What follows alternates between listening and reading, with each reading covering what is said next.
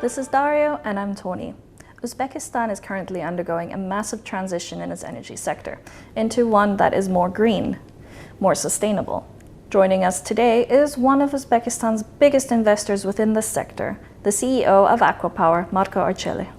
Well, Marco, it's good to see you again. The last time we spoke was at the Investors Forum, and it's quite a short time span for you to be back in Uzbekistan again.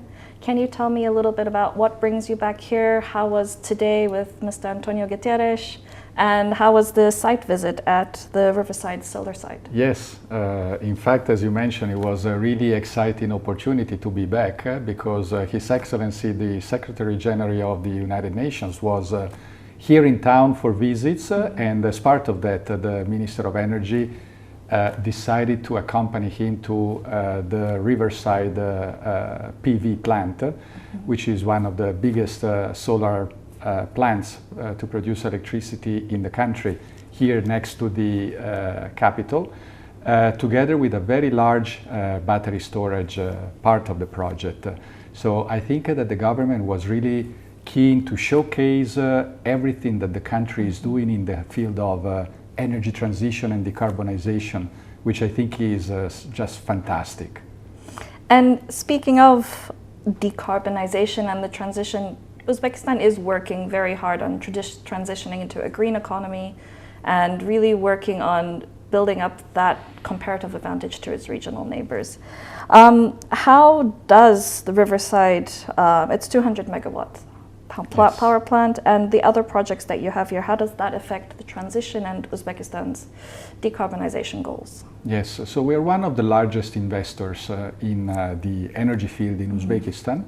We have already about 3,000 megawatt in operations or under construction, out of a total of more than 11 gigawatt, so 11,000 megawatt that we will complete by 2030, and that includes solar plants, wind plants, battery storage, combined cycles. So you see it's a different mix of technologies, which we think that is the best for Uzbekistan to meet demand during the summer when you have a lot of sun, but also during the winter when, of course, the cold weather and the high demand and not as much sun require a lot of the wind, some of the battery storage, and then the gas-fired combined cycle, which are high efficiency plants.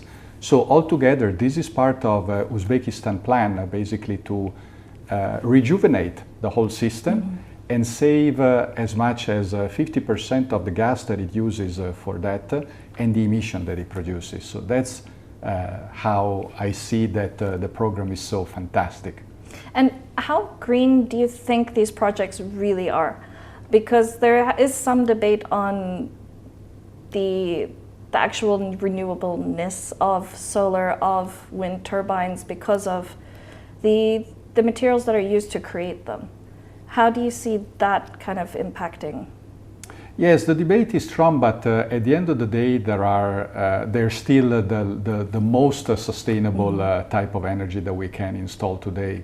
And what I see is that we don't just install it out of ideology. So of course they're good for climate, but I think that besides that, they're also the most inexpensive form of energy that you can install today, and also the fastest. So if you want to move fast to take out emissions, and if you want to have affordable energy to spur the economy and relieve the population from the energy bill, that is what you want to build.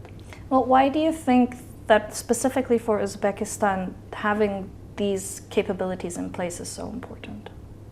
What we have witnessed is that with the growth of these investments and so the transition of the energy system to a more secure, affordable, sustainable type of production, not only you improve the electricity system, the energy system, but also you start to attract more investments. In fact, we see we are a Saudi company, how much also thanks for the speed, how everything is coming together very rapidly, so it becomes very visible. This is attracting now a wave of further Saudi investments in the country, from data centers to other type of investments. More diversified. Yes. That is very interesting. And I think another key factor is, for me, Uzbekistan's grid. The grid itself is still quite outdated and hasn't gone through an overhaul yet. It's in the process. Have you seen any issues with the grid and connecting the various projects you have to it? Right now we have not seen issues. Of course, the plants that are in operation today are not the full amount that will be operational. So for now you don't have problems. I think that one of the positive signs that we see is a strong focus by the government and the Minister of Energy in particular to really make sure that the grid can absorb everything that can be produced locally.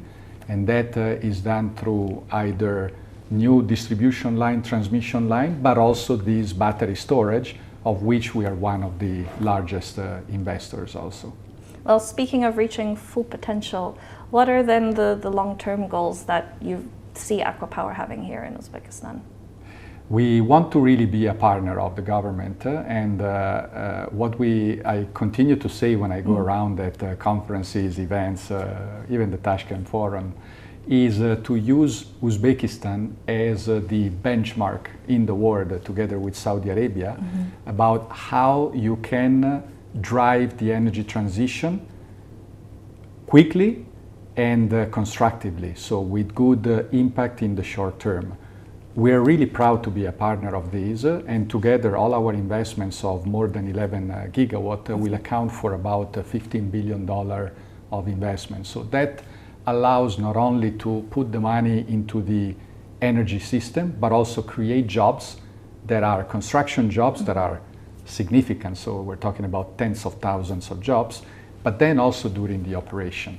As part of that, the other thing that we're doing is we're developing people who can then take these jobs. So capacity building. Exactly. So we are one of the, or we are the sponsor of the Shirin College, which is, by the way, very close to our Sirdarya power plant, where we are training today about 350 young Uzbeks, some of which we have already started to hire in our power plants, because this is a program that we have started to fund years in advance so that the students could be ready by the time we started operation. About 25-26% of these are young women. So also the diversity is very encouraging. And I think that that is what makes us more really happy about how you can think outside of the specific projects that you do, and more about what you can do in the country to elevate the quality of training of people that then will take the jobs that are needed. Yes, a lot more sustainable and impactful. Correct. And I also wanted to ask you about any information you have on other projects you have here, because ACWA Power has quite a substantial portfolio of investments. Can you give some insights into what you have going on?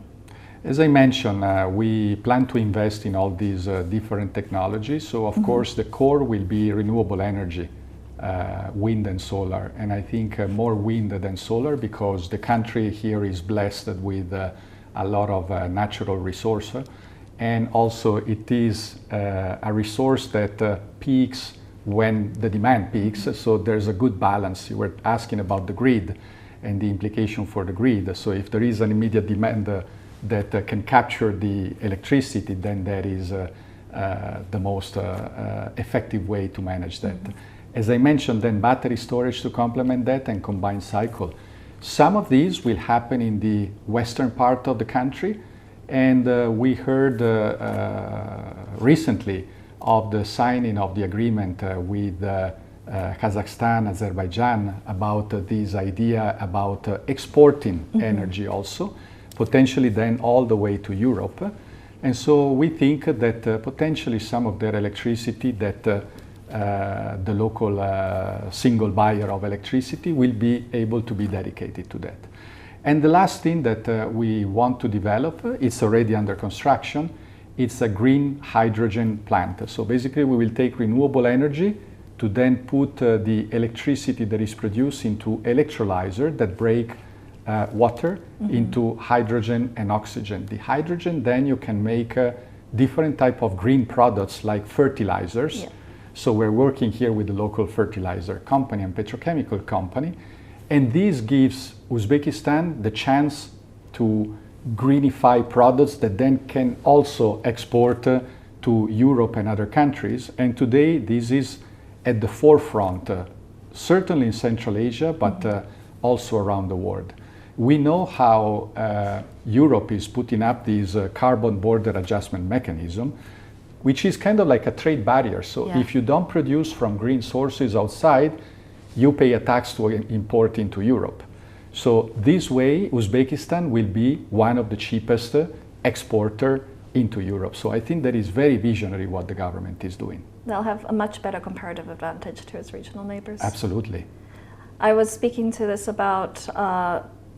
with the Director General of the World Trade Organization, and she was saying the same thing about how Uzbekistan should really take advantage of their ability to produce these green energies. And I think it's well on the way. As you've said, ACWA Power is not the only investor in these energies. We have companies from China, Masdar from the UAE, all of them are really pushing for it. But as I know it, ACWA Power is still one of the biggest. Yes. Yeah. I think we have been building our trust with the government thanks to projects that met the ambition, met the deadlines that we set for bringing them into operation, and the operation that we have right now is reliable. So I think that is one thing that is very important. That confidence. Yes.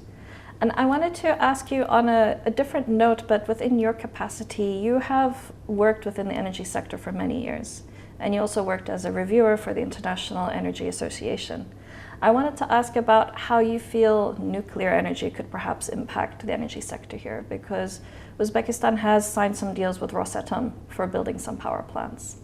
And a lot of people have argued that nuclear is one of the greenest energies to use. What are your views on that?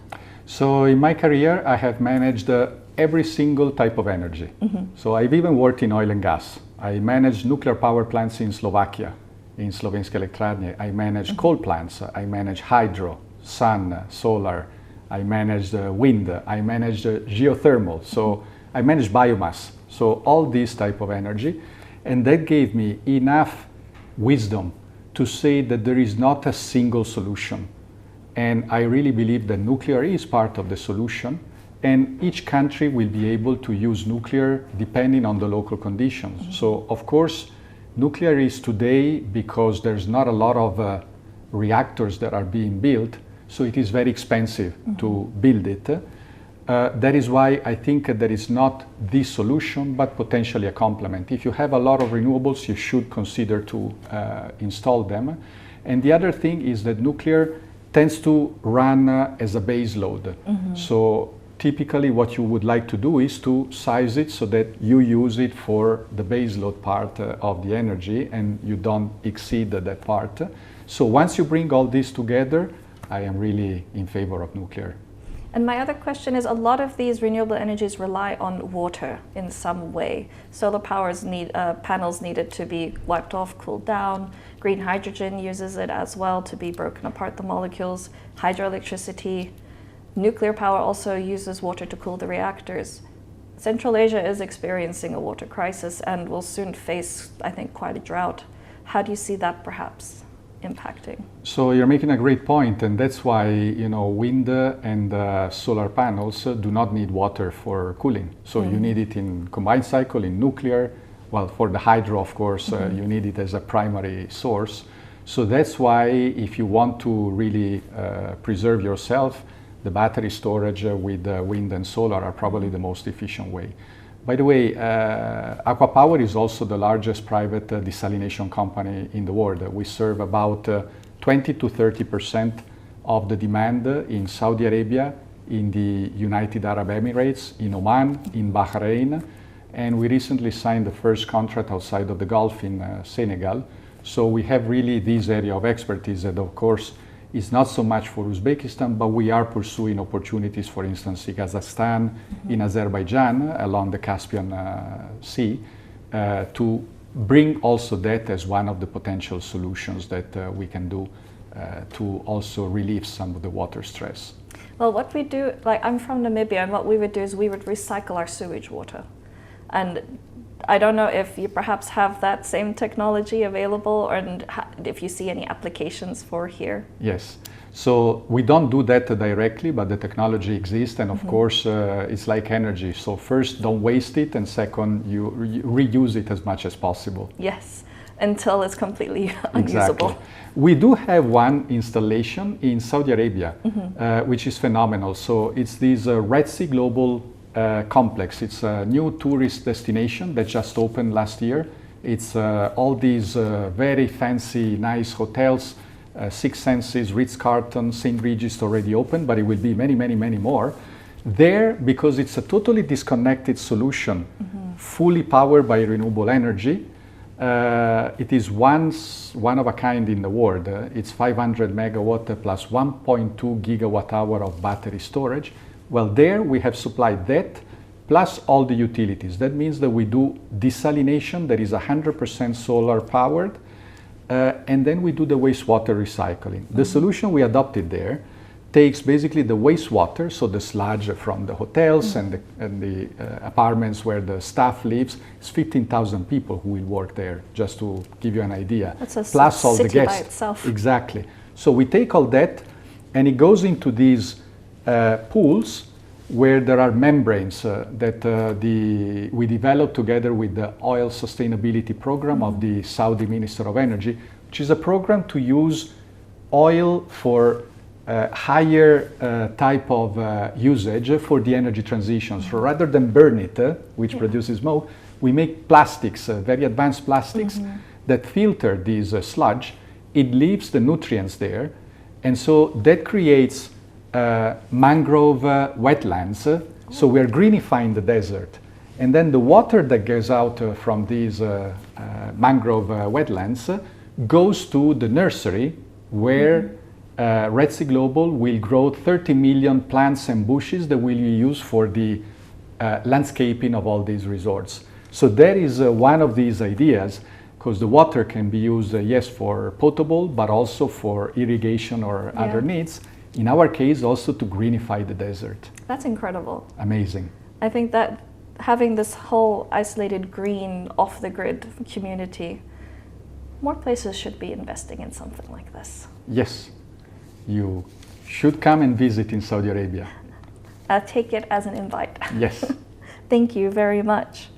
All things considered, Uzbekistan is well on its way to having a massive advantage, not only within this region, but globally. If it can get its capacity up to being able to export its green energy, it will be able to enter markets around the world and really take advantage of this.